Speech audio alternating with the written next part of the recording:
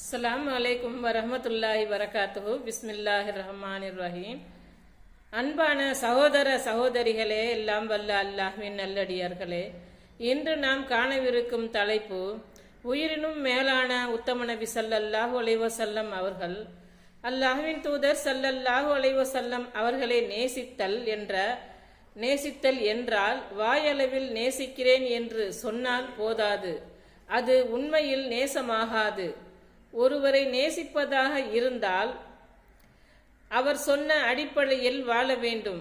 அதுதான் அவர்கள் மீது காட்டுகின்ற உண்மையான அன்பாகும். நபி ஸல்லல்லாஹு அலைஹி வஸல்லம் அவர்கள் மீது அன்பு செலுத்துகிறேன் என்று கூறிக்கொண்டே அவர்களது கட்டளைக்கு மாற்றமாக சமாதி வழிபாடு செய்தல், அல்லாஹ் அல்லாதவர்களிடம் உதவி தேடுதல், நபி ஸல்லல்லாஹு அலைஹி வஸல்லம் அவர்கள் ஒன்றை சொல்லியிருக்கும் போது